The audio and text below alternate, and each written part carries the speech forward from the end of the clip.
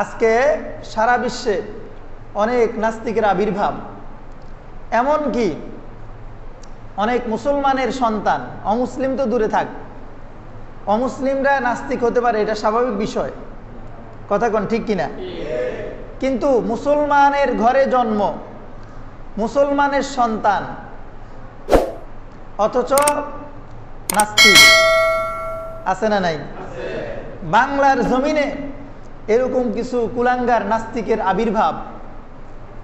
কিছুদিন আগে দেখলাম যে এক নাস্তিক কুলাঙ্গার, নাম তার আসাদ নূর। কি নাম? দেখতে বোঝা যায় খুব সুন্দর নাম, আসাদ মানে সিংহ, নূর মানে আল্লাহর নূর, নামটা কত সুন্দর। অথচ সে নাস্তিক, ফেসবুকের লাইভে এসে আল্লাহর নবীকে যাচ্ছে তাই গালাজ করেছে, এমনকি আল্লাহর রাসূলের চরিত্র হনন করেছে, আল্লাহ রব্বুল আলামিনকে গালাগালি করেছে, এবং সে বলেছে যে আমরা নাকি কল্পিত ঈশ্বরের ইবাদত করি। নাউজুবিল্লাহ কোন। আমাদের পবিত্র ধর্মীয় ইবাদত হজকে নিয়ে সে প্রচন্ড কটাক্ষ করেছে, আল্লাহ রাসূলকে যাচ্ছে তাই গালি দিয়েছে। আমরা ইমানদার, আল্লাহর রাসূলের প্রতি আমাদের ভালোবাসা হলো তিনি আমাদের কলিজার টুকরা, কথা কোন ঠিক কিনা? আল্লাহর রাসূলকে ভালোবাসা ইমানের অঙ্গ।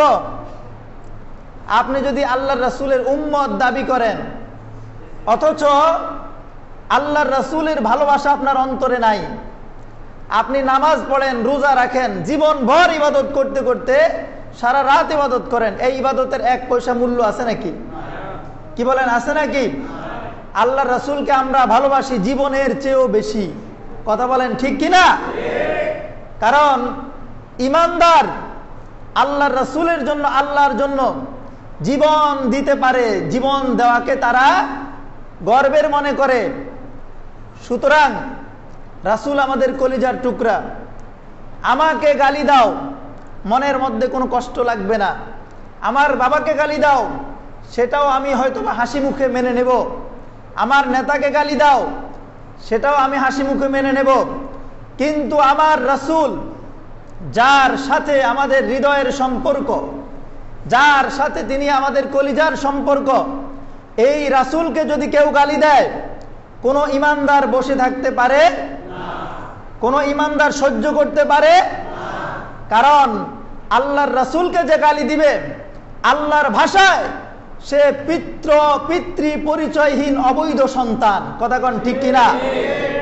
সূরা কলাম, যে সূরাটা আজকে তেলাওয়াত করেছি, আলোচনা করছি, এই সূরার পরে সূরা আল কলামের মধ্যে আল্লাহ তাআলা বলছেন উতুল্লিম বাদা যালিকা জানিম।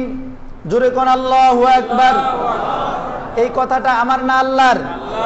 জোরে কোন কার কথা? আল্লাহ পাক বলেন, যারা আমার রাসূলকে গালি দেয়, যারা আল্লাহকে গালি দেয়, যারা ইসলামকে গালি দেয়, যারা উলামায়ে কেরামের সাথে শত্রুতা পোষণ করে, তাদের পিছনে সমালোচনা করে, তাদের জন্মের ঠিক নাই। কথাটা কার? যারা আল্লাহর রাসূলকে গালি দেয়, আল্লাহর রাসূলের চরিত্র নিয়ে কথা বলে, সে হোক মুসলমান, সে হোক অমুসলিম, আপনি খুঁজে দেখেন তার জন্ম বৈধ হয় নাই, কথা কোন ঠিক কিনা? যেহেতু এটা আল্লাহ তাআলা বলেছেন, এটা কোনো মানুষের কথা না, তাহলে আল্লাহ তাআলার কথা সত্য না মিথ্যা? এতো মানে অনেকের সন্দেহ আছে, আমি বলছি না, আমার সাথে জবান খুলতে হবে, আল্লাহর কথা সত্য না মিথ্যা?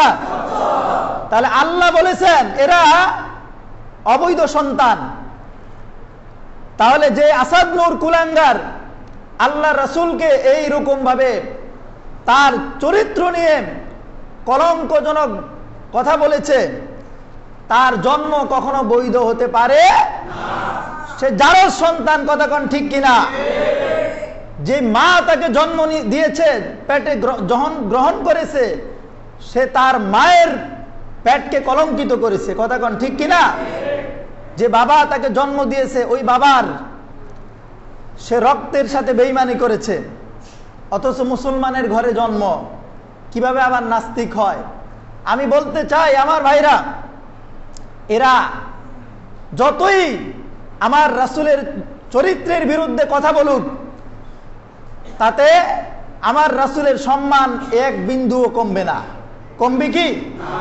কারণ আল্লাহ পাক বলছেন ওয়ারাফা'না লাকা যিকরাক, নবী হে, আমি আপনাকে এই পৃথিবীতে পাঠিয়েছি, আপনার মর্যাদা, আপনার সুনাম সুখ্যাতি শুধু এই তামাম পৃথিবীতে নয়, এই আসমান নয়, 7 আসমান 7 জমিন পার হয়ে আল্লাহ রাব্বুল আলামিনের আরশে আজিম পর্যন্ত আপনার এই মর্যাদাকে আমি উঠিয়ে নিয়েছি। জোরে কোন সুবহানাল্লাহ। এই আসাদ নূর আর ফয়সাল ইসলাম এই ধরনের কুলাঙ্গার কয়েকটার কথায় আল্লাহ রাসূলের সম্মান কমবে? তামাম পৃথিবীর সব ব্যাংক চিনেন তো আপনারা?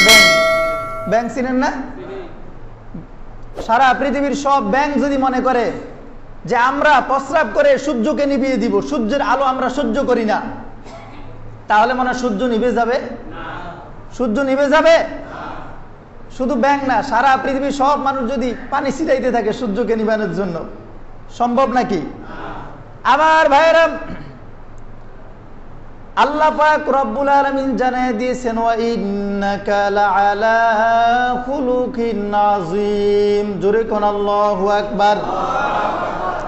আল্লাহ পাক বলেন, নবী, আমি আপনাকে দুনিয়াতে পাঠাইছি এমন সুমহান চরিত্র দিয়া, যেই চরিত্রটা হলো খুলুকুন আযীম। আযীম মানে হলো গভীর। ভাই, সমুদ্রের তলা স্পর্শ করা সম্ভব, আল্লাহর রাসূলের চরিত্র এত বিশাল, এই চরিত্রকে মাপার জন্য দুনিয়াতে কোনো মাপ পাল্লা নাই, ঠিক কিনা? সুতরাং আল্লাহর রাসূলের বিরুদ্ধে কথা যদি বলে ইমানদার কখনো সহ্য করতে পারে না। আমি বিশ্বাস করি আমাদের দেশের যিনি প্রধানমন্ত্রী শেখ হাসিনা, মাননীয় প্রধানমন্ত্রী, তিনি একজন প্রকৃত মুসলিম, 5 ওয়াক্ত নামাজ পড়েন, নিয়মিত কোরআন অধ্যয়ন করেন বলে আমরা শুনেছি, কথা কোন ঠিক কিনা? তিনি একজন প্রকৃত মুসলিম। আল্লাহর রাসূলের চরিত্র নিয়ে যদি কেউ কথা বলে, আমাদের হৃদয়ের মধ্যে যেমন আঘাত লাগে, তার হৃদয়ের মধ্যে আঘাত লাগা দরকার আছে না নাই? সুতরাং বাংলাদেশ হলো মুসলমানের দেশ, কথা বলেন ঠিক কিনা? বাংলাদেশ মুসলমানের দেশ, এই কথাটা আজকে তামাম পৃথিবীতে ছড়িয়ে যাবে। যেহেতু আমাদের এই আলোচনা ইউটিউবে যায়, আমাদের সকলের পক্ষ থেকে মাননীয় প্রধানমন্ত্রীর কাছে আমাদের একটা দাবি যে আপনি যেহেতু মুসলমান, আমরা মুসলমান, আল্লাহর রাসূলের চরিত্র নিয়ে ইসলামের অবমাননা করে যদি কেউ কথা বলে, তার বিরুদ্ধে কঠিন থেকে কঠিনতম আইন প্রণয়নের দরকার আছে না নাই? আমাদের জাতীয় সংসদে মালয়েশিয়া ওই দিন দেখলাম আইন প্রণয়ন করেছে। আমরা চাই আমাদের জাতীয় সংসদে এরকম আইন প্রণয়ন করা হোক যে রাসূলের বিরুদ্ধে, আল্লাহর বিরুদ্ধে যদি কেউ এইরকম তার চরিত্র নিয়ে কথা বলে, অবমাননাকর মন্তব্য করে, বক্তব্য দেয়, তার সর্বোচ্চ শাস্তি মৃত্যুদণ্ড হওয়া দরকার, কথা কোন ঠিক কিনা? আপনারা একমত না? অবশ্যই তাকে ফাঁসির কাষ্ঠে ঝুলাইতে হবে। কারণ এমন কার বিরুদ্ধে কথা বলেছে যিনি তামাম পৃথিবীর সব মানুষের নেতা, কথা কোন ঠিক কিনা? তিনি নবীদের নবী। সুতরাং আমরা বলতে চাই যেটা আমাদের প্রাণের দাবি, এই যে আসাদ নূর কুলাঙ্গার যে আল্লাহর রাসূলের বিরুদ্ধে কথা বলেছে, তাকে গ্রেফতার করে আইনের আওতায় এনে দৃষ্টান্তমূলক শাস্তি দেওয়া হোক, কথা কোন ঠিক কিনা? যাতে করে আর কোনো কুলাঙ্গার, কোনো সন্তান এরকম আমার রাসূলের চরিত্র নিয়ে কথা বলতে না পারে। শাস্তি হওয়ার দরকার আছে না নাই? আমার ভাইয়েরা, এরপরেও আমি আসাদ নূরকে উদাত্ত আহ্বান জানাইতে চাই, তোমার যদি সময় হয় এই সূরা মুলক পড়ে দেখো, তোমার নাস্তিকতা দূর করে দিবেন কে? আল্লাহ পাক। আমার ভাইরা, এরা যদিও এই ধরনের বক্তব্য দেয়, কথা বলে, কিন্তু এরা জেনে শুনে জানে যে ইসলাম সত্য, কথা কোন ঠিক কিনা? আল্লাহর রাসূল সত্য। দুনিয়াতে যত বড় নাস্তিক হোক না কেন, সে যতই নিজেকে নাস্তিক দাবি করুক না কেন, কিন্তু তার মনের মধ্যে একটা ভয় আছে না নাই? দেখেন, আবু জাহেল রাসূলের সবচেয়ে বড় শত্রু ছিল। আবু জাহেলের চেয়ে বড় শত্রু কি আছে? আল্লাহ রাসূলের সবচেয়ে বড় শত্রু ছিল সে আবু জাহেল। সেও জানতো যে মুহাম্মদ সাল্লাল্লাহু আলাইহি সাল্লাম একজন সত্য নবী। কথা কন ঠিক কিনা? একদিন আবু জাহেল একটা সেমিনার কল করলো, সেমিনার, বিশাল সমাবেশ। মক্কার কুরাইশ নয়, শুধু সারা মক্কার যত জনগণ আছে সব জনগণকে বিশাল একটা ময়দানে আহ্বান করলো, বিশাল একটা সমাবেশের ডাক দিল। আর সেই সমাবেশে আমন্ত্রণ জানালো মদিনার সবচেয়ে বড় কাফিরদের লিডার, ইহুদিদের লিডার কাব ইবনে আশরাফ। কাব ইবনে আশরাফকে আমন্ত্রণ জানালো যে এই সমাবেশে 4টা কর্মসূচি তারা ঘোষণা করলো। কয়টা? জোরে কোন কয়টা? 4টা। 1 নম্বর,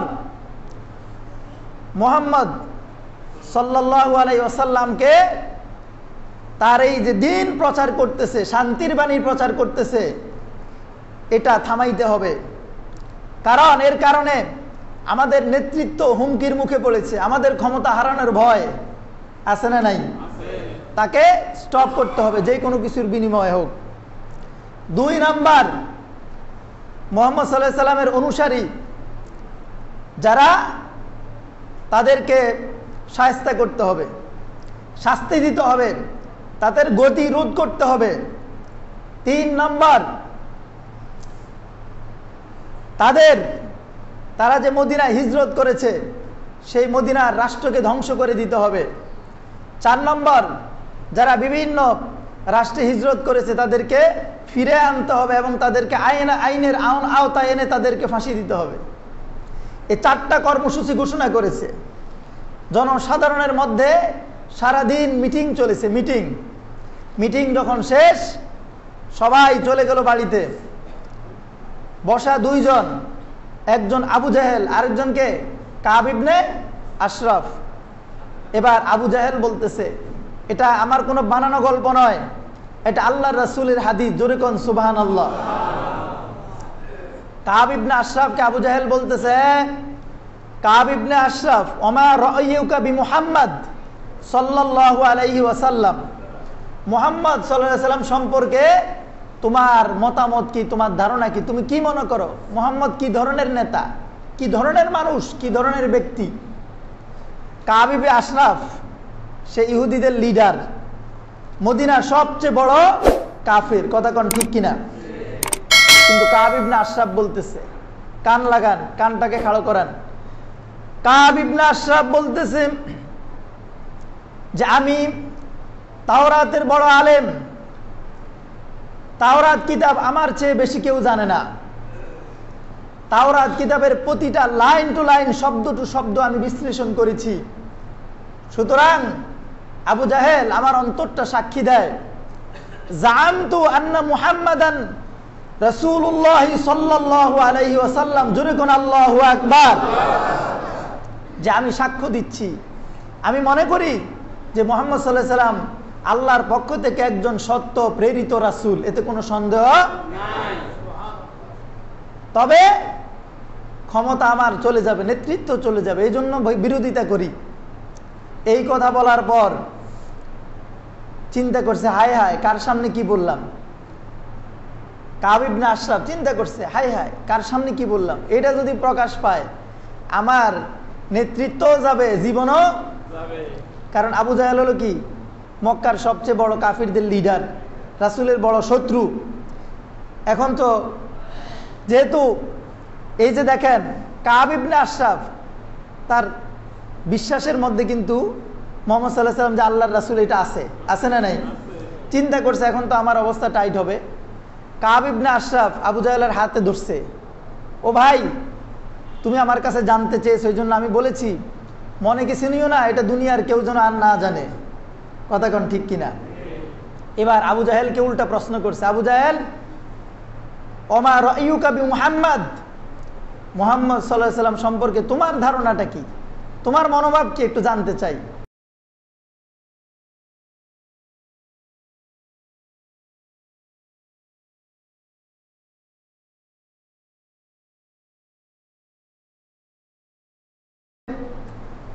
আবু জাহেল কাবাকে পিছনে দিয়া বসেছিল। ফানসরাফা আবু জাহেলিন ইলাল কাবা, কাবাকে এইবার ঘুরে কাবাকে সামনে নিয়ে বলতেছে, কাবাকে সামনে নিয়ে বলতেছে, জামতু আন্না মুহাম্মাদান রাসূলুল্লাহ সাল্লাল্লাহু আলাইহি ওয়াসাল্লাম, এই কাবার কসম করে বলি মুহাম্মদ তো সাধারণ কোনো মানুষ নয়, সাধারণ কোনো নেতা নয়, সাধারণ কোনো ব্যক্তি নয়, নিশ্চয়ই মুহাম্মদ হলো আল্লাহর রাসূল। জোরে কোন সুবহানাল্লাহ।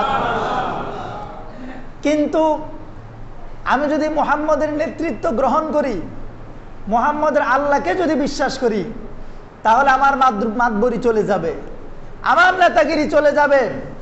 এই যে মক্কার আমি যে একজন সম্ভ্রান্ত নেতৃস্থানীয় ব্যক্তি, আমার এই প্রভাব শেষ হয়ে যাবে, ধূলিসাৎ হয়ে যাবে। সুতরাং কখনো সম্ভব নয়।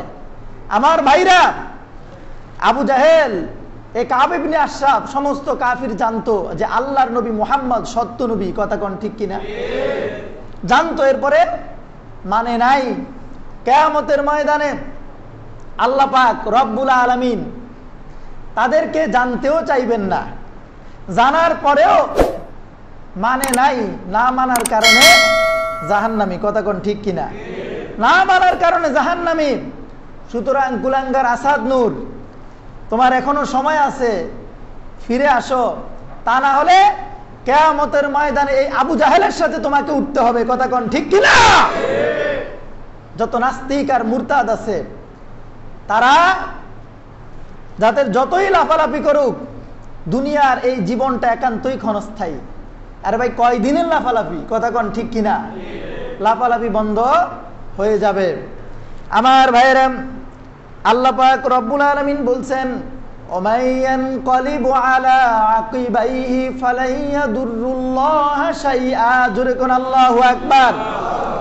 আল্লাহ পাক বলেন, দুনিয়ার মানুষ তোমরা সবাই মিলা যদি আমার বিরুদ্ধে সংগ্রাম করো, আন্দোলন করো, আমার ক্ষমতা একটুও কমবে ফালাই ইয়াদুরুল্লাহ শাইআ, কশিন কালেও আল্লাহর বিন্দুমাত্র ক্ষতি তোমরা করতে পারবে না। আল্লাহ পাক যেমন আছেন তেমনই, তার ক্ষমতা যেমন আছে তেমনই থাকবে। তুমি আল্লাহকে গালি দিয়া, রাসূলকে গালি দিয়া, আল্লাহর বিরুদ্ধাচরণ করে তোমার কপাল পুড়ে ফেলছো। কথা কোন ঠিক কিনা? তোমার কপাল শেষ। এই অন্ধত্ব নিয়ে, কুফুরে নিয়ে যদি কবরে যাও, মৃত্যুবরণ করো, বুঝবা কাকে বলে। কথা কোন ঠিক কিনা? আমার ভাইরা, তাহলে এই সূরাটা, যে সূরা মুলকের কথা বলেছি, এই সূরাটা হলো যে যারা এই সূরাটা আন্তরিকতার সাথে অধ্যয়ন করবে, আল্লাহ তাআলা তাদের সকল সন্দেহের অবসান ঘটিয়ে, তাদের নাস্তিকতা দূর করে দিয়ে আল্লাহ সুবহানাহু ওয়া তাআলা তার অন্তরে আল্লাহর অস্তিত্বের প্রমাণ দিয়ে দিবেন। জোরে কোন সুবহানাল্লাহ। এই সূরার মধ্যে আল্লাহর অস্তিত্বের প্রমাণ আছে না নাই? আরো জোরে বলেন, আছে না নাই? আমার ভাইরা, আমি গত জুমায় মাত্র 2টা আয়াতের কথা বলেছি। আজকে দেখেন আল্লাহ পাক বলছেন আল্লাহর অস্তিত্বের প্রমাণ। আল্লাহর অস্তিত্বের প্রমাণ। সকল ক্ষমতার মালিককে আল্লাহ। সব ক্ষমতার উপরে কার ক্ষমতা? আল্লাহ। সব রাজার উপরে কোন রাজা? আল্লাহ। তিনি হচ্ছেন রাজা ধীরাজ। কথা বলেন ঠিক কিনা? তার হাতে হায়াত আর মউত, এই দুইটা। দুনিয়ার কারো হাতে আছে নাকি? দুনিয়ার কারো হাতে নাই। তিনি যদি চান কাউকে মৃত্যু দিতে পারেন, আবার তিনি যদি চান কাউকে জীবন দিতে। জীবন মৃত্যু কার হাতে? জোরে বলেন, কার হাতে? সে আল্লাহ পাক বলছেন যে তোমাদের জীবন মৃত্যু কেন দিলাম? তোমাদের পরীক্ষা করার জন্য। উত্তম আমল নিয়ে কে আমার দরবারে আসছো, এই পরীক্ষা করার জন্য জীবন মৃত্যু দিলাম। পরবর্তী আয়াত আমার আল্লাহ বলছেন, আল্লাহ পাক বলেন, আল্লাযী খালাকা সাবআ সামাওয়াতিন তিবাকা। তাকায় দেখ, তোমরা আজকে আমাকে অস্বীকার করতেছো, আমার নিদর্শন তাকায় দেখো। আল্লাহ পাক এই সূরার মধ্যে ইনিয়ে বিনিয়ে কি সুন্দর করে তার অস্তিত্বের প্রমাণ দিলেন। আল্লাহকে যদি কেউ চিনতে চায়, আন্তরিকতার সাথে তার সৃষ্টি নিয়ে গবেষণা করতে হবে। কথা কোন ঠিক কিনা? তাহলে তার অস্তিত্ব খুঁজে পাবে।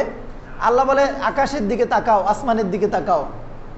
খলাক সাবা সামাওয়াতিন তিবাকা, এই আকাশকে আমি আল্লাহ 7টা স্তরে ভাগ করেছি। জোরে কোন সুবহানাল্লাহ। আপনি যে উপরে দেখতেছেন নীল আকাশ, এটা কিন্তু আকাশের ছাদ না, এটা হলো এই আকাশের শূন্যমণ্ডল। কথা কোন ঠিক কিনা? খালি জায়গা, শূন্যমণ্ডল, এর উপরে বিশাল আকাশ আছে। এই যে আকাশ, এই পৃথিবীটা দেখতেছেন, এই যে আকাশ যেখানে আমরা অবস্থান করতেছি, এই আকাশ, এই আকাশের মধ্যে আছে গ্রহ, নক্ষত্র, উল্কাপিণ্ড, ছায়াপথ, হাজার হাজার লক্ষ লক্ষ তারকারাজি। কথা কোন ঠিক কিনা? এই যে আমাদের এই যে পৃথিবী, এর চেয়ে সূর্য কত গুণ বড়? 13 লক্ষ গুণ বড়। বোঝা যায় এই সূর্য কিন্তু এই পৃথিবীতে, এই আকাশে, এই আসমানে ঘুরতেছে। এরপরে সূর্য থেকে লক্ষ লক্ষ গুণ বড় তারা আছে না নাই? এই তারাগুলো আবার একটা জায়গায় মিলিত হয়, সেটার নাম হলো অন্ধকূপ, যেটাকে বলা হয় ব্ল্যাক হোল। আল্লাহ বলছেন ফালা উকসিমু বিমাওয়াকিইন নুজুম। আল্লাহ পাক এই অন্ধকূপের, ব্ল্যাক হোলের শপথ করেছেন আজ থেকে 1500 বছর আগে। সুবহানাল্লাহ কইবেন না? আর বিজ্ঞান মাত্র কয়েকদিন আগে আবিষ্কার করেছে এই অন্ধকূপ। তাহলে বিজ্ঞান কিয়ামত পর্যন্ত যা আবিষ্কার করবে তার কথা আল্লাহ আগেই এই কোরআনে বলে দিয়েছেন। কথা কোন ঠিক কিনা?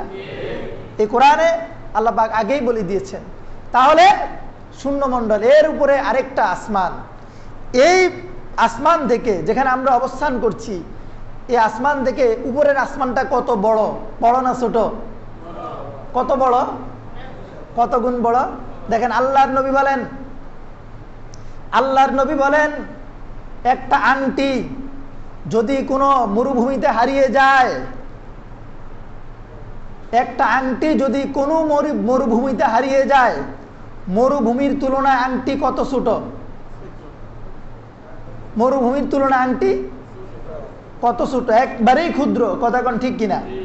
তাহলে এই পৃথিবীর তুলনায়, এই পৃথিবীর একটা আংটি, এই আংটির তুলনায় উপরের যে আকাশটা আছে, এই আকাশটা মরুভূমির মতো বড়। জোরে কোন সুবহানাল্লাহ। এরপরে তার উপরে যে আকাশ আছে এর চেয়ে বেশি বড়। অর্থাৎ একবারে ক্ষুদ্র থেকে বৃহৎ পর্যন্ত, একদম ছোটটাকে আল্লাহ নিচে দিলেন, তারপরে বড়, তারপরে আরো বড়, তারপরে আরো বড়। এইভাবে সপ্ত আকাশ একটার উপরে আরেকটা। তার মানে একটার সাথে আরেকটা লাগানো না। আল্লাহ পাক বলেন আওয়ালাম ইয়ারাল্লাযীনা কাফারু, যারা কাফের তারা কি তাকায়া দেখে না, গবেষণা করে না? আন্নাস সামাওয়াতি ওয়াল আরদা কানাতা রাতকান ফাফাতাকুনাহুমা। আল্লাহ পাক বলেন যে এই একটা আকাশের উপর আমি আরেকটা আকাশ যে এভাবে স্থাপন করেছি, একটার সাথে আরেকটা মিশে যায় না, একটার সাথে আরেকটা লেগে যায় না।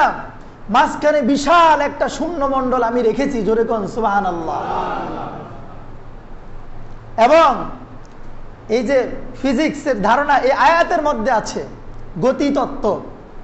যারা গতি নিয়ে গবেষণা করে এই বিশাল একটা গ্রন্থ ফিজিক্সে আবিষ্কার করেছেন, তারা এই আয়াতের উপরে আপনার গবেষণা করেছেন। আমার ভাইরা, সে আল্লাহ পাক বলছেন খলাকা সাবা সামাওয়াতি তিবাকা, আমি এই আকাশ মণ্ডলীকে স্তরে স্তরে সাজাইছি। দুনিয়ার মানুষ তাকায় দেখ, এর মধ্যে কোনো স্তম্ভ নাই, এর মধ্যে কোনো পিলার নাই। কথা বলেন ঠিক কিনা? এই আসমানটা দাঁড়িয়ে আছে, পিলার আছে নাকি? আপনাদের তো মনে হইতেছে এখান থেকে ওই আকাশ দেখা যায়, অমুক জায়গায় গিয়ে পড়েছে, সুতরাং এই ঘরটা যেরকম দেওয়াল আছে আকাশের দেওয়াল আছে। আসলে কি তাই? আকাশের কোনো দেওয়াল আছে? আল্লাহ পাকের কুদরত, আল্লাহ পাকের নিদর্শন। কথা বলেন ঠিক কিনা? কার নিদর্শন? সে আল্লাহ বলছেন খলাকা সাবা সামাওয়াতি তিবাকা মা তারা ফি খালকির রহমানি মিন তাফাউত। আল্লাহ পাক বলেন দুনিয়ার মানুষেরা রে, তাকায়া দেখো, তুমি আকাশ আসমানের দিকে তাকাও, নিখুঁত দৃষ্টিতে তাকাও, অন্তর দিয়ে তাকাও, মনোযোগ দিয়ে তাকাও, অ্যাটেনশন নিয়ে তাকাও। একটা বিল্ডিং করলে পরে মালিক বারবার যায় দেখে এর মধ্যে কোনো খুঁত আছে কিনা, ভুল আছে কিনা, ত্রুটি আছে কিনা, দেখে কিনা। আসমানের মালিক আল্লাহ পাক আমাদেরকে আমন্ত্রণ জানিয়েছেন, ও দুনিয়ার মানুষ, খুঁজে দেখো আসমানের মধ্যে আকাশ সৃষ্টিতে আমার কোনো ত্রুটি পাও কিনা। আল্লাহ বলেন ফারুজিল বাসরা হাল তারা মিন ফুতুর। এরে বান্দা, বারবার তাকাও, বারবার তাকাও। তাকাইতে তাকাইতে এক সময় তোমার চক্ষুর দৃষ্টিটা ক্লান্ত হয়ে যাবে। ক্লান্ত শ্রান্ত হয়ে তোমার দৃষ্টি তোমার কাছে ফিরে আসবে। তুমি তোমার দৃষ্টির কাছে অসহায় আত্মসমর্পণ করবে আর তুমি বলবে, আল্লাহ কি সুন্দর করে তুমি আসমান আমাদের জন্য বানাইলা। সুবহানাল্লাহ। আল্লাহ পাক বলেন সুম্মা রুজিল বাসর কাররাতাইনি ইয়ানকালিবু ইলাইকাল বাসরু খাসিআন ওয়া হুয়া হাসির। জীবনভর তাকাইতে তাকাইতে তাকাইতে তাকাইতে তুমি ক্লান্ত হয়ে যাবে, আল্লাহর সৃষ্টির মধ্যে কোনো খুঁত পাবে না। আল্লাহ পাক বলেন শুধু তাই না, ওয়ালাকাদ যায়্যানাস সামাআদ দুনিয়া বিমাসাবিহা। আমি আল্লাহ শুধু আসমান বানাই নাই, এই আসমানের মধ্যে কি সুন্দর করে আমি আল্লাহ হেজাক লাইট জ্বালিয়ে দিয়েছি, আলোর ব্যবস্থা করেছি। জোরে কোন সুবহানাল্লাহ। বিমাসাবিহা, মাসাবি এটা হলো বহুবচন, এক বচন হলো মিসবাহ। মিসবাহ মানে সিরাজ, সিরাজ মানে কি লাইট, বাতি। আপনারা বাতি জ্বালান না? বাতি একটা হলো এই কুফির বা হেরিকেনের বাতি, আরেকটা হলো এই কারেন্টের বাতি। কথা কন ঠিক কিনা? আল্লাহ বলে এই আসমান আমি স্থাপন করার পরে আমি নিরর্থক এই আসমান শুধু সাজাই নাই, ইন্না যায়্যানাস সামাআদ দুনিয়া, এই দুনিয়ার আকাশটাকে আসমানটাকে আমি সাজিয়েছি বিমাসাবিহা, অনেকগুলো লাইট দ্বারা। সুবহানাল্লাহ কোন। এই লাইট কি? তারা। কথা বলেন ঠিক কিনা? চন্দ্র, সূর্য, তারকারাজি দ্বারা এই আকাশটাকে কে সাজাইলেন? আল্লাহ। এক থাল সুপারি গুনতে পারবে কোন ব্যাপারী নাকি? এত সুন্দর। যখন আপনি অন্ধকার রাতে আকাশের দিকে তাকান, এই তারকারাজি দেখে আপনার কাছে কি মনে হবে? কে এত সুন্দর করে সাজাইলো আকাশটাকে। কথা কোন ঠিক কিনা? আপনি যদি ইমানদার হন, আপনার অন্তরের মধ্যে একটা জোশ আসবে। আল্লাহ পাক বলেন ইন্না যায়্যানা, আমি তো আলোকিত অলঙ্কৃত করেছি, সাজিয়েছি আসসামাআদ দুনিয়া, দুনিয়ার আসমানকে কি দ্বারা? বিমাসাবিহা ওয়া জাআলনাহা রুজুমান লিশ-শায়াতিন। যারা অবাধ্য শয়তান তাদের কাছে, তাদেরকে আমি আল্লাহ আবার শায়েস্তা করি তারকারাজি দিয়া। জোরে কোন সুবহানাল্লাহ।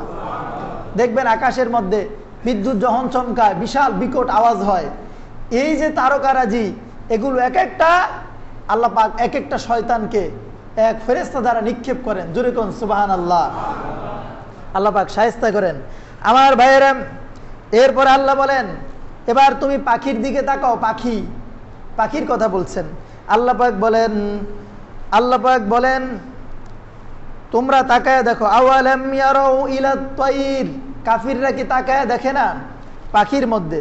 ফাওকাহুম সাফাতিন ওয়া ইয়াকবিদনা, কোন শক্তিতে পাখিটা কিসের বলে আকাশের মধ্যে এরকম উড়ে বেড়ায়, স্থির থাকে। ঠিক কিনা? দেখেন পাখি কিন্তু নিচে পড়ে যায় না, সে উঠতে পারে আবার দাঁড়ায়ও থাকতে পারে। আছে না নাই? এমন পাখি আকাশের মধ্যে আছে যেই পাখিটা হার্মিং বার্ড, কত ছোট্ট পাখি। আবার এমন পাখি আছে যেই পাখিটা আকাশের মধ্যে 40 মাইল উপরে উঠতেছে, সেখান থেকে ডিম পাড়ে, সেই ডিমটা জমিনে পড়ে না, শূন্য থাকা অবস্থায় ডিম ফুটে বাচ্চা হয়, সেই বাচ্চা আবার শূন্যের মধ্যে উড়ে বেড়ায়। জোরে কোন সুবহানাল্লাহ। কথা বুঝতে পেরেছেন? এত সুন্দর পাখি, এত বিচিত্র রকমের পাখি আল্লাহ পাক সৃষ্টি করেছেন। আল্লাহ পাক বলেন মা ইউমসিকুহুন্না ইল্লার রহমান, তারা তো আকাশে উড়ে বেড়ায়, এটা আল্লাহর দয়া ছাড়া আর কারো কোনো ক্ষমতা নাই। কার দয়া? আল্লাহ পাকের দয়া। সে আল্লাহ আমাদের উপর দয়া করতে পারেন কি পারেন না? আল্লাহ পাক বলেন এই কাফির, মুশরিক, মুরতাদ, বেঈমানেরা একটু চিন্তা কর না, তোরা কি পারবি একটা পাখিরে আকাশে এরকম উড়ে রাখতে? পারবে? আল্লাহ পাক বলেন পাখির দিকে তাকায় দেখ, এই পাখির মধ্যে আমি কত নিদর্শন রেখেছি। আল্লাহ পাক বলেন আম্মান হাযাল্লাযী হুয়া জুনদুল লাকুম ইয়ানসুরুকুম মিন দুনির রহমান। আজকে নেতার বড়াই দেখাও, ক্ষমতার বড়াই দেখাও, অমুক দলের বড়াই দেখাও, তমুক দলের বড়াই দেখাও। আম্মান হাযাল্লাযী হুয়া জুনদুল লাকুম, যখন সময় আসবে তোমাদেরকে শায়েস্তা করার, তখন কোনো সেনাবাহিনীর পাত্তাও তোমরা পাবা না। কথা কোন ঠিক কিনা? কোনো দলের পাত্তা পাবে না, কোনো নেতার পাত্তা পাবে না। কেউ আছে কি? আল্লাহ পাক প্রশ্ন ছুড়ে দিয়েছেন, মিন দুনির রহমান, রহমান ছাড়া তোমাদেরকে বাঁচাইতে পারে, রহম করতে পারে, এরকম কেউ আছে কি? আল্লাহ পাক বলেন না। আমার ভাইরা, কিয়ামতের ময়দানে আরেক দিকের আলোচনা, 3 দলে মানুষ বিভক্ত হবে। এক দল হলো যারা কাফির মুশরিক, বিনা হিসাবে জাহান্নামী। আরেক দল থাকবে যাদের শিরক আছে, জুলুম আছে, তাদেরকে আল্লাহ পাক হিসাব নিবেন, কড়ায় গন্ডা হিসাব নিবেন। সেই দিন আল্লাহ পাক প্রতিশোধ নিবেন। আরেক দল থাকবে যাদের চরিত্রে, জীবনের মধ্যে জুলুম নাই, শিরক নাই, এই 2টা জিনিস নাই। তখন আল্লাহ পাক বলবেন কিন্তু গুনাহ আছে। আমরা গুনাহগার না? সবাই তো গুনাহগার। গুনাহ আছে কিন্তু কি নাই? শিরক নাই, জুলুম নাই, কারো উপর জুলুম করেন নাই, শিরক করেন নাই, এই 2টা জিনিস থেকে বেঁচেছিলেন। আল্লাহ পাক সেই দিন বলবেন, ও ফেরেশতারা এদেরকে ডাকো। সবাই তো অস্থির হয়ে আছে, আয় আয় কি অবস্থা হবে। আল্লাহ পাক ডেকে বলবেন আনার রহমান, আমি আজকে রহমান, সালামুন কাওলাম মির রব্বির রহিম, আমার পক্ষ থেকে সালাম, আমার পক্ষ থেকে নিরাপত্তা। জানিয়ে দাও দুনিয়াতে আমি ছিলাম রহমান, আজকে রহিম। এই গুনাহগার যাদের গুনাহ আছে কিন্তু শিরক নাই, জুলুম নাই, আমি আল্লাহ আজকের ময়দানে আমি তাদেরকে আমার ক্ষমতা বলে তাদের মাফ করে আমি আল্লাহ জান্নাত দিয়ে দিলাম। যেরকম সুবহানাল্লাহ। পারবে না আল্লাহ? কি বলেন, পারবে না? আমার ভাইয়েরা, সেই কারণে সেই দিন কোনো আপনার সহায়তা খুঁজে পাবেন না। এরপরে আল্লাহ বলছেন আম্মান হাযাল্লাযী ইয়ারযুকুকুম, আমি যে তোমাদেরকে রিজিক দেই, আমি ছাড়া তোমাদেরকে কেউ রিজিক দিতে পারবে? কেউ রিজিক দিতে পারবে না। সুতরাং আমি যেহেতু তোমাদেরকে রিজিক দেই, বাল্লাজ্জু ফি উতুফি ওয়া নুফুর, তোমরা এই রিজিককে কিভাবে অস্বীকার করবা? আমি আল্লাহ যদি তোমাদেরকে না খাওয়াই, দুনিয়ার কেউ তোমাকে খাওয়াইতে পারবে না। শুধু আমি আল্লাহ একটা ক্যান্সার দিয়ে খাবার তুলে নিলাম, ডাক্তার বলল আর খাওয়ার কোনো উপায় নাই, যতদিন বাঁচবে না খায়া বাঁচতে হবে। কথা কোন ঠিক কিনা? তাহলে আল্লাহ পাক পারেন কি পারেন না? আমার ভাইরাম, সে আল্লাহ পাক বলছেন এই কাফিরদের চূড়ান্ত পরিণতি। যেহেতু আমার সময় কম, আরো কিন্তু কথা আমি বলতে পারতাম, আপনারা অধ্যয়ন করবেন। এই সূরার মধ্যে আল্লাহ পাক কতগুলো পয়েন্ট বলেছেন। সে আল্লাহ পাক যদি এই কাফিরদের পরিণতি সম্পর্কে কি বলছেন দেখেন। আল্লাহ পাক বলেন ওয়ালিল্লাযীনা কাফারু আযাবু জাহান্নাম, আল্লাহর পক্ষ থেকে তাদের জন্য আছে জাহান্নাম। ওয়াবিসাল মাসির, একান্ত নিকৃষ্ট একটা জায়গা হলো জাহান্নাম। কথা কোন ঠিক কিনা? যেখানে মৃত্যু নাই। মৃত্যুকে আমার আল্লাহ হাসরের ময়দানে বিচারালয় যখন কায়েম হবে, এরপরে সিরাতের রাস্তায় নিয়ে মৃত্যুকে আল্লাহ তাআলা জবাই করে দিবেন। জবাই, একটা বকরির মতো মৃত্যুটা আসবে। সেই মৃত্যুকে জবাই করে আল্লাহ পাক বলবেন, এ জাহান্নামীরা জানিয়া রাখ, এই যে জবাই করে দিলাম এটা মৃত্যু। এ জান্নাতীরা জেনে রাখ, এই যে জবাই করে দিলাম এটা মৃত্যু। তার মানে আর মৃত্যু নাই, যে যেখানে যাইবা চিরদিন সেখানে থাকতে হবে। সুতরাং জাহান্নাম এমন একটা নিকৃষ্ট জায়গা যেখানে কোনো মৃত্যু নাই, যেখানে কোনো জীবনও নাই। কথা কোন ঠিক কিনা? ইযা উলকু ফিহা, যখন জাহান্নামীরা জাহান্নামের পাড়ে আসবে, জাহান্নাম তাদেরকে দেখে গোসায় ফেটে পড়বে, বিকট আওয়াজ দিবে, এমন আওয়াজে শাহীকাম ওয়া হিয়া তাফুর, জাহান্নাম ফেটে পড়তে চাইবে। জাহান্নামীরা ভয়ে তখন অন্তরাত্মা শুকিয়ে যাবে। হায় রে, জাহান্নামের কি আগুন! আল্লাহ পাক বলেন তাকাদু তামাইয়াজু মিনাল গায়জ। জাহান্নামের বিকট শব্দ শুনে পাপিষ্ঠরা মৃত প্রায় হয়ে যাবে। কুল্লামা উলকিয়া ফিহা ফাউজুন সাআলাহুম, যখন তাদেরকে হাত পা বেঁধে মাথাটা নিচে দিয়া পা উপরে দিয়া জাহান্নামে নিক্ষেপ করবে, নিক্ষেপ করার আগে তাদেরকে প্রশ্ন করবে, ফেরেশতারা প্রশ্ন করবে, আলাম ইয়াতিকুম নাযীর, জোরে কোন আল্লাহু আকবার। তোমাদের কাছে কোনো ভীতি প্রদর্শনকারী কি যায় নাই? তোমাদের কি বলে নাই এই জাহান্নামের কথা? তোমাদেরকে কি বুঝায় নাই? কলু বালা, তারা বলবে হ্যাঁ গেছিল। এই নাস্তিকরা তখন বলবে কি, হ্যাঁ গেছিল, কিন্তু আমরা তো শুনি নাই, মানি নাই। কলু বালা কদ জাআনা নাযীর, আমাদের কাছে ভীতি প্রদর্শনকারী এসেছিল, বলেছিল, কিন্তু আমরা তাদেরকে অমান্য করেছি। ফাকাযযাবনা, আমরা তাদেরকে মিথ্যা প্রতিপন্ন করেছি। আমরা বলেছি ওয়াকুলনা মা নাযালাল্লাহু মিন শাই, আমরা বলেছি তোমরা এগুলো নিজেদের মুখের বানানো কথা বলো, আল্লাহ এই সম্পর্কে কিছুই নাজিল করে নাই। নাউজুবিল্লাহ কোন। এই কথাটা দুনিয়ার কাফিররা বলে গেছে কিনা, এখনো বলতেছে কিনা? হ্যাঁ, আসাদ নূর সে বলেছে আমরা কল্পিত ঈশ্বর ইবাদত করি, মুহাম্মদ সাল্লাল্লাহু আলাইহি ওয়াসাল্লাম যা বলেছে এটা নাকি ভাউতাবাজি। নাউজুবিল্লাহ কোন। তখন কিন্তু সে স্বীকার করবে, স্বীকার করবে। ফাকাযযাবনা, আমরা মিথ্যা প্রতিপন্ন করেছি। ওয়াকুলনা, আমরা বলেছিলাম মা নাযালাল্লাহু মিন শাই, আল্লাহ তো কোনোই কিছু নাজিল করে নাই, তোমরা নিজেদের থেকে এই সমস্ত কথা বলো।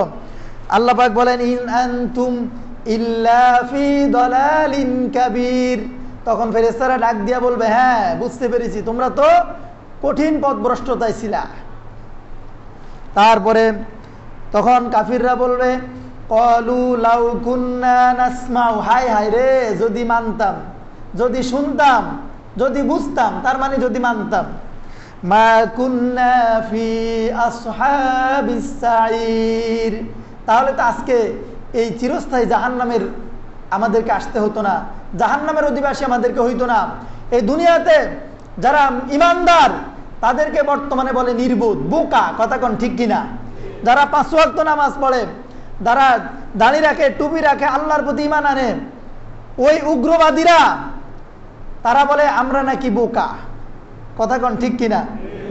ওই সময় তারাই তো বোকা বনে যাবে, ঠিক কিনা? তারাই বোকা বনে যাবে। আল্লাহর ভাষায় তারা তখন বলবে মা কুন্না ফি আসহাবিস সাঈর, হায়া যদি মানতাম, যদি শুনতাম, তাহলে আজকে আমাদের এই অবস্থা হতো না। আমরা ওদেরকে বোকা বলেছি, আসলে বোকা তো আমরা, কথা কন ঠিক কিনা? আমরা তো বড় বড় বাড়ি নির্মাণ করেছি, বাড়ি বানাইছি, কিন্তু ঈমান তো বানাই নাই। ঈমান না বানানোর কারণে আজকে তো জাহান্নামে আসছি, কথা কন ঠিক কিনা? আমাদের উচিত ছিল বড় বড় বিমান বানানো না, আগে ঈমান বানানো, কথা কন ঠিক কিনা? এই যে দুনিয়াতে সব কিছুর আগে কি বানাইবেন? আরো জোরে বলেন, কি বানাইবেন? আগে ঈমান বানাইতে হবে, তারপরে সবকিছু, কথা বলেন ঠিক কিনা? আমার ভাইরাম, আল্লাহ পাক বলেন ইন্নাল্লাযীনা ইয়াখশাউনা রাব্বাহুম বিল গায়ব, এভাবে যারা আল্লাহকে না দেখিয়া যারা আল্লাহকে অদৃশ্যভাবে আল্লাহকে বিশ্বাস করে, ঈমান আনে, ইয়াখশাউনা রাব্বাহুম, তাদের প্রভুকে ভয় করে। আমরা একজনকে ভয় করি, তিনি কে? যারা আল্লাহকে ভয় করে, আল্লাহ পাক বলে লাহুম মাগফিরাতুন ওয়া আজরুন কাবীর, ওই দিন তাদের জন্যই থাকবে মহা প্রতিদান, মহা পুরস্কার। জোরে কোন সুবহানাল্লাহ। আমার ভাইরাম, এই জন্য আমরা একজনকে বিশ্বাস করতে হবে, তিনি কে? আরো জোরে বলেন কে? মন থেকে সমস্ত সংশয়, শিরক, কুফর, বিদআত দূর করে দিতে হবে। আর দুইটা জিনিস মুমিন মুসলমান হিসেবে আমাদের চরিত্রে আমরা রাখবো না, আজকে থেকে শপথ নেন। হাত উঠান, হাত উঠান। লিল্লাহে তাকবীর, আল্লাহু আকবার। দুইটা জিনিস আমরা আমাদের চরিত্র থেকে দূর করবো। 1 নম্বরে শিরক, 1 নম্বরে কি? 2 নম্বরে জুলুম, 2 নম্বরে কোনো কারোর উপর জুলুম করবো না, ঠিক আছে কথা? আল্লাহ পাক আমাদেরকে তৌফিক দেন। আপনি বাবা হয়ে সন্তানের উপর জুলুম করবেন না, সন্তান হয়ে বাবার উপরে জুলুম করবেন না, নেতা হয়ে আপনার কর্মীদের উপর জুলুম করবেন না, কর্মী হয়ে নেতার উপর জুলুম করবেন না। কথা কোন ঠিক কিনা? আমরা যাই করব জুলুম করব না। রাজি আছেন? ইনশাআল্লাহ। এই সূরাটা সংক্ষেপে আমি বললাম, আপনারা অধ্যয়ন করবেন, ইনশাআল্লাহ মজা পাবেন। আল্লাহ পাক আমাদেরকে তৌফিক দান করেন। আরো জোরে বলেন আমিন। ওয়া মা তৌফিক ইল্লা বিল্লাহ। হাদা মা ইনদি ওয়াল ইলমু ইনদাল্লাহ। আসসালামু আলাইকুম ওয়া রাহমাতুল্লাহি ওয়া বারাকাতুহু।